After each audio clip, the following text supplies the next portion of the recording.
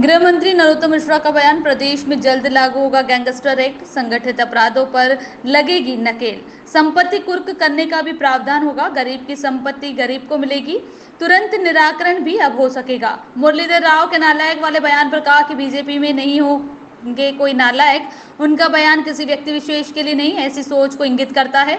गणेश उत्सव में डीजे और गाना बजाने पर मिलेगी छूट, कोरोना गाइडलाइन के साथ मना सकेंगे गणेश उत्सव। गौशाला और तालिबानी और आरएसएस की सोच लेकर दिग्विजय सिंह के बयान पर किया पलटवार, कहा चुनाव आते ही दिग्विजय को आती है गौ माता की याद। दिग्विजय सिंह हिंदुत्व की सोच हमेशा विपरीत रहते हैं, तालिबान और आतंकवाद के पक्ष में बयान देते हैं दिग्विजय सिंह। कांग्रेस की आवर यात्रा पर साधा निशाना, ओबीसी के नाम पर सियासत कर रही कांग्रेस।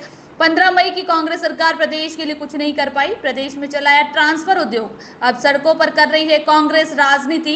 जनता सब जानती है, इससे कांग्रेस को कुछ हासिल नहीं होगा। भोपाल से सलमान अली की रिपोर्ट।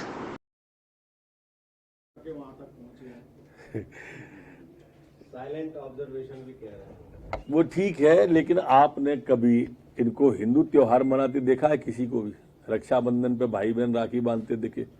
कभी दिवाली मनाते दिखे? आप ही सोचना कभी। ये राजनीति पर्यटन में वैसे नहीं कह रहा हूं, कभी भी आपने देखे हो इनको। ये स्वाभाविक रूप से गणेश चौथ के दिन गणेश जी के यहाँ जाना नहीं, दूसरी जगह चल देना। सब जगह जाओ आओ, अच्छी बात है, आप जाओ, लेकिन इसको सिर्फ चुनाव में मत जाओ।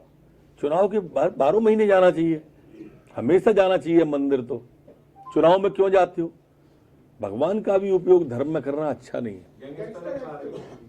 गैंगस्टर एक्ट हमारा प्रक्रियाधीन है, बहुत जल्दी मध्य प्रदेश में आने वाला है। इसमें जो संगठित गिरोह हैं और समाज विरोधी क्रियाकलापों में जो त्वरित कार्रवाई करने के लिए, उनके निवारण के लिए यह एक्ट लेके आया जा रहा है। जैसे जहरीली शराब का काम एक संगठित गिरोह करते हैं, जैसे हमने देखा है कोई खनिज माफिया कहलाता है, कोई शराब माफिया कहलाता है। ये इस तरह के जो संगठित अपराध करते हैं, उसमें हम धारा 14 के अंतर्गत जो मजिस्ट्रेट हैं, उन्हें उसमें अपराधियों की संपत्ति कुर्क करने के और दूसरे चीजें करने के प्रावधान पर विचार किया जा रहा है।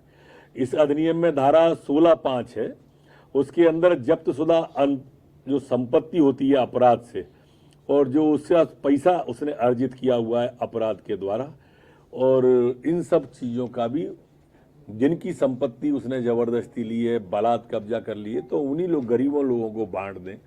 गरीब की संपत्ति गरीब को मिले, किसी संगठित अपराध को नहीं मिले, ये इस प्रावधान है। एक अधिनियम की धारा 5 है, उसमें इसके त्वरित निराकरण का भी किया गया है कि न्यायालयों का हम गठन करें और उन जिसमें इस तरह के केसों का तुरंत निराकरण हो सके। इसी तरह से अधिनियम की धारा 11 है, इसमें जो साक्षीगण हैं, उन साक्षीगणों की विशेष ध्यान रख के उनका एक प्रावधान इस तरह का किया है कि मौजूदा समय में भी गैंगस्टर के विरुद्ध स्वतंत्र साक्षी को न्यायालय के समक्ष प्रस्तुत होने के लिए वो प्रोत्साहित करेंगे। इनमें गैंगस्टर एक्ट में जो इनके सहयोगी हैं, जो इनको सहयोग करते हैं प्रत्यक्ष या अप्रत्यक्ष, गाहे गवाहे, उनको भी सजा का प्रावधान करने का विचार चल रहा है। ये प्रक्रियाधीन है, बहुत जल्दी अपना मूर्त रूप लेगा।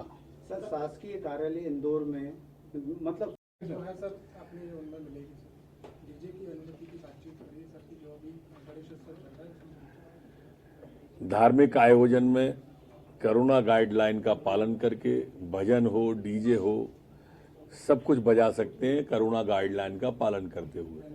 बाराबंकी में एक बयान दिया है ओवैसी ने, उसने कहा कि जब 11% यादव मिलकर सरकार बना सकते हैं तो 19% मुसलमान मिलकर भी बना सकते हैं। वो देखिए जातीय राजनीति करते हैं ये कुछ लोग, और कुछ दल ऐसे हैं जो सिर्फ जातीय आधार पर चलते हैं। इनका स्वयं का कोई वेश नहीं है, स्वयं का कोई विचार नहीं है, स्वयं का कोई सोच नहीं है। ये सिर्फ जातीय आधार पर ही चलते हैं। विभाजनकारी राजनीति कांग्रेस करती है, जाति की राजनीति ओबीसी करते हैं, और उसी आधार पर हम कह सकते हैं कि ओबीसी ने वो बयान दिया है। एक जाति से कभी कोई भी सरकारें नहीं बनती। दिग्विजय जी का भी आज इंदौर में सर बाकायदा जन्मदिन मनाया जाता है भाजपा कार्यकर्ता का, विधायक महोदय भी उसमें उपस्थित रहते हैं और बाकायदा बच्चों से सवाल भी किए जाते हैं तो इस तरीके से भाजपा की छवि खराब करने की कोशिश नहीं की जाती है। इससे छवि खराब नहीं होती है मित्र। अगर बच्चों से कोई सवाल जवाब करता है और शिक्षक शिक्षा से संबंधित, शिक्षा से जुड़े हुए अगर उन्हें कोई बात बताता है, पूछता है, इससे एक पार्टी की छवि खराब क्यों होगी? सर, पंचायत चुनावों को लेकर अब राज्य निर्वाचन आयोग ने कलेक्टर्स को यहाँ पर पत्र लिखा है, पूरी डिटेल मांगी है, बताया ये भी जा रहा है कि नवंबर तक कराने की मूड में है। वो एक प्रक्रियाधीन है। चुनाव आयोग निष्पक्ष और स्वतंत्र होता है, वो उसके बारे में निर्णय लेंगे। सर, मुरलीधर राव जी ने नालायक किसको कहा है? किसी को नहीं कहा उन्होंने एक सोच बताई है और उस सोच की ओर इंगित किया है, व्यक्ति की ओर इंगित नहीं किया है, उन्होंने विचार की ओर इंगित किया है।